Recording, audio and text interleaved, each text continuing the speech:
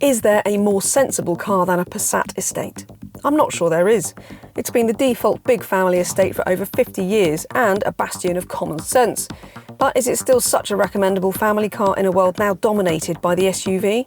Well, given that Volkswagen sold a measly 1,600 Passats in 2023 in the UK, compared with 25,000 Tiguans, I think the answer to that is sadly quite clear. I think the estate is done. Long live the SUV. But here I stand next to the new Passat and a Passat estate no less. In fact, you can only get the Passat as an estate in the UK now, and Volkswagen very nearly didn't bring it to the UK at all because it wasn't worth it. But such is the magnitude of the Passat's legend that VW decided it wouldn't give up on it. Not quite yet anyway. So the new Passat estate is here, and you can get it with a couple of mild hybrid petrol engines and a forthcoming plug-in hybrid that will be capable of 62 miles of electric running. We've got the 1.5 TFSI E hybrid here, which you cannot plug in, but it does have that little mild hybrid 48-volt system. It's one of the cheapest powertrains that you can get in the Passat. And this is also the Passat Life, which is one of the cheapest versions that you can get. So this Mariposit green paint is optional. I rather like it too. But other than that, pretty much everything you see on this car, apart from the LED headlights, is actually standard, and that is really impressive, I think. Now, it just looks like a Passat. You can't mistake it for anything else. It's trusty and familiar, and I rather like that about it. But of course, it has to be practical. So I think you'll agree this is pretty huge. 690 litres of boot space. You've also got a really nice low load lip. It's a really nice flat boot. You've got some cubbies either side here, and there's just so many neat little practical touches about this. This load cover actually retracts automatically when you open the boot, which is also powered. You've also got your bag hooks. You've got levers here that automatically drop the seats, which, by the way, are split 40-20-40, and you've got through loading. It really has got kind of everything going for it. I really like it. You've got underfloor storage here, and look, this is quite neat. You've even got, you can use the bag hook to keep the floor up. There's so many neat little tricks in here, and it's a really, really useful boot. And that is exactly what you want from a Passat estate. The Passat is great in the back too, with plenty of space for lounging about, a couple of charging ports, sunblinds on the rear windows, and you can even add optional heated outer rear seats if you spec the £720 winter pack.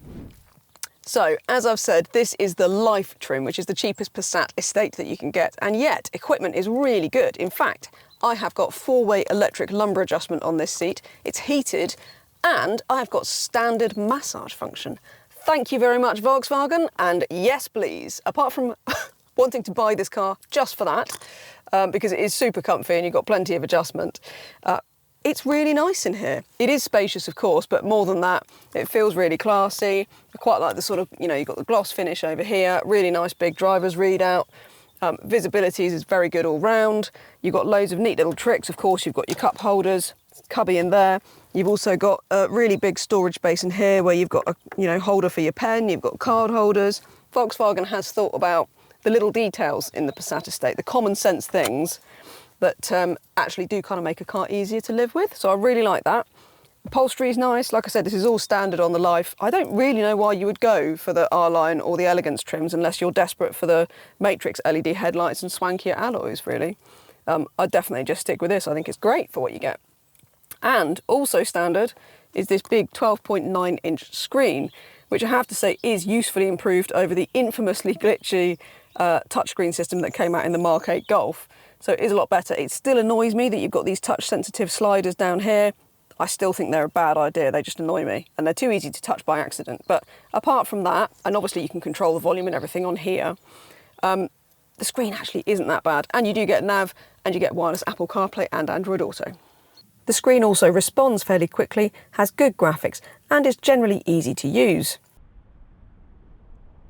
Okay, so we are talking about a fairly small petrol engine here, 1.5 litre, but it's got a 48-volt mild hybrid system, which means that it occasionally flicks into electric power only, normally when you're sort of manoeuvring around low speeds, that kind of thing, so it doesn't really spend very much time at all on electric running.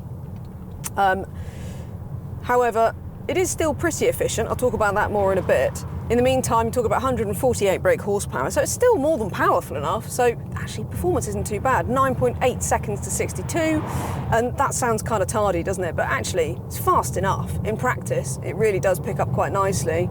Also the petrol engine, yeah, it's not too noisy, so it's really quite refined, this car. I really like it. I mean, I have to say, maybe this is a throwback to the fact that, you know, I'm a child of the 1980s and I grew up in the back of big estate cars, and so I have a real soft spot for them.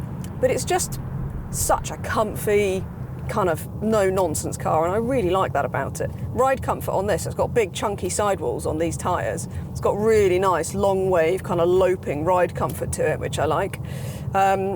Pedal feels pretty decent. The only thing you'll probably notice, so this has got something called active cylinder technology, which does sound like a Marvel kind of comic hero of a really terrible form, but actually what it means is that the car will turn the cylinders off when it doesn't need all of them. And what that does sometimes mean is that if you're just coasting along and then you go for a burst of acceleration, it takes a moment for the car to respond, and you can sometimes feel that odd hesitance. But apart from that, it's a really smooth, really easy car to drive, and I really, really like it. It just does everything that you want it to, exactly as you want it to.